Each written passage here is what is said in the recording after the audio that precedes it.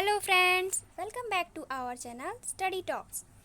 तो आज मैं आपको कक्षा 8 की जो बुक है संसाधन फर्स्ट चैप्टर वो मैं समझाने वाली हूँ। ठीक है, तो उसका जो टेबल है ना संसाधन, वही मैं बताती हूँ। ठीक है, संसाधन 3 पार्ट्स में बांटे गए हैं। ठीक है, तो संसाधन होता है, पहला होता है प्राकृतिक संसाधन, फिर दूसरा मानव संसाधन, तीसरा मानवकृत संसाधन। ठीक है, हो गया। प्राकृतिक संसाधन क्या होता है? हमें जो भी प्रकृति से मिलता है उसे हम प्राकृतिक संसाधन बोलते हैं। जैसे मिट्टी हो गया, फिर है जल हो गया, भूमि हो गया। ठीक है, दूसरा होता है मानव संसाधन। मानव खुद एक संसाधन है। दूसरा, मानव खुद एक संसाधन है, हमें समझना चाहिए। ऐसे मैं बताती हूँ कैसे। इस धरती पे कुछ चीज़ें हैं। ठीक है, इस धरती पे जो कुछ चीज़ें हैं उसको मानव अपने द्वारा अलग तरीके से मतलब कुछ और बनाता है उसको। जैसे तो मतलब मैं बता रही थी कैसे मानव एक संसाधन है। ठीक है, मानव के द्वारा जो भी चीज़ें हम मानव, देखो जैसे कि मानव है तो जैसे मिट्टी एक प्राकृतिक संसाधन है। ठीक है, उस मिट्टी से मानव ईंट बनाता है। ईंट बना, किसके द्वारा बना? मानव के द्वारा। तो मानव खुद एक संसाधन हुआ। ठीक है, मानव भी एक संसाधन है। तीसरा है मानवकृत संसाधन। ठीक है, ये बता दी मानवकृत संसाधन। इसमें क्या है, अब मानव के द्वारा जो भी चीज़ें बन रही हैं उसे हम मानवकृत संसाधन बोलते हैं। जैसे मकान हो गया, कार्यालय हो गया, हवाई अड्डा हो गया, और भी बहुत सारी चीज़ें हैं। हम मानव के द्वारा जो भी चीज़ें बना रहे हैं, आप समझो बातों को। ठीक है, वो सारी चीज़ें मानवकृत संसाधन। ठीक है, अब हम देखेंगे कि प्राकृतिक संसाधन जो है उसके और पार्ट्स हैं। कितने? 5 पार्ट्स हैं। उसे 5 भागों में बांटा गया है। ठीक है, पहला है विकास एवं उपयोग की दृष्टि से। ठीक है, दूसरा है उत्पत्ति के आधार पर, तीसरा है उपलब्धता के आधार पर, चौथा है वितरण के आधार पर, और पांचवा स्वामित्व के आधार पे। ठीक है, तो हम लोग पहले जानेंगे कि विकास एवं उपयोग की दृष्टि से कितने, उसको भी हम लोगों ने 2 भागों में बांटा है। ठीक है, मैंने नहीं, ये मतलब बांटा गया है।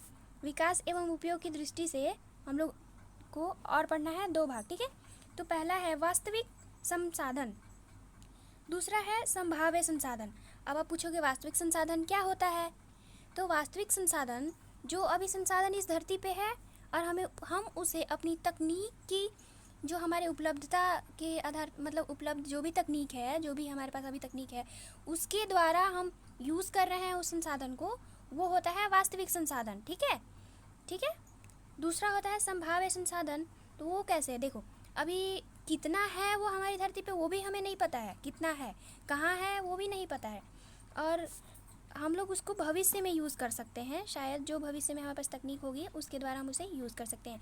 संभावना है, नाम से ही समझ में आ रहा है कि संभावना है। ठीक है, अब हम समझेंगे उत्पत्ति के आधार पर। ठीक है, उत्पत्ति के आधार पर 2 हैं, एक होता है जैव संसाधन, दूसरा होता है अजैव संसाधन। जैव संसाधन यानी कि जो भी जैविक चीज़ें हैं जिसके अंदर जान है, ठीक है, वो होते हैं जैव संसाधन। और जो जिनके अंदर जान नहीं है, सांस नहीं ले सकते, उसे बोलते हैं अजैव संसाधन। ठीक है, अब मैं बोलूँगी कि आप लोग को शायद समझ में आ रहा होगा, मेरी बात आप समझ पा रहे हैं। ठीक है, मैं अब थर्ड समझाती हूँ उपलब्धता के आधार पर। उपलब्धता के आधार पर भी दो पार्ट्स में बांटे गए हैं।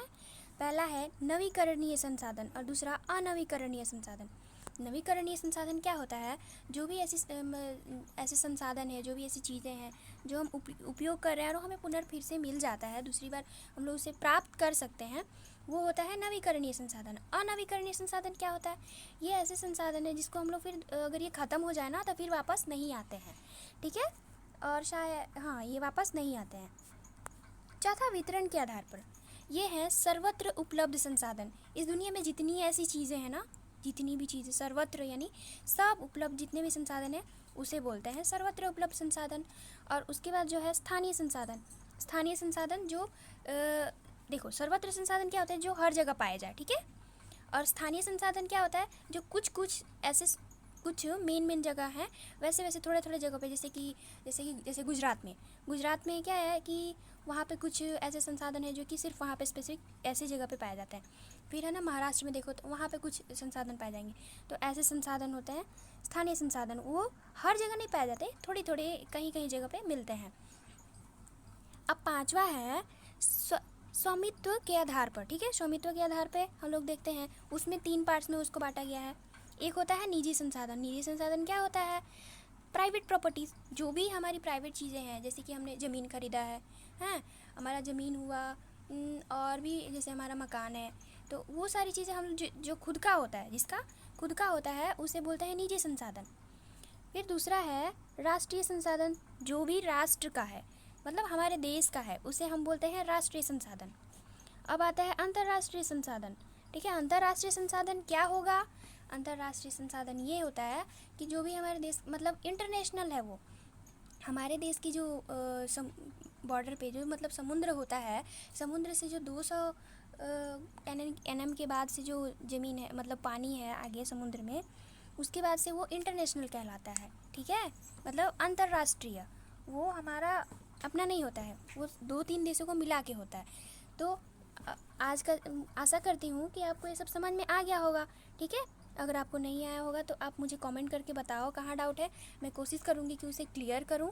ठीक है, तो संसाधन ये बहुत ही ईजी चैप्टर है, आप इसको समझो। ये सारी चीज़ें हम लोग बचपन से देखते आ रहे हैं यार, तो आप बस समझो और फिर बताना, कमेंट करके बताना कैसा लगा। अगर अच्छा लगे तो शेयर कर देना, और मेरी वीडियोस ऐसे और भी अच्छे वीडियोस को देखने के लिए ना आप मेरे चैनल को सब्सक्राइब कर सकते हो और बेल आइकन को दबा दो ताकि आप कोई वीडियो मिस ना करो।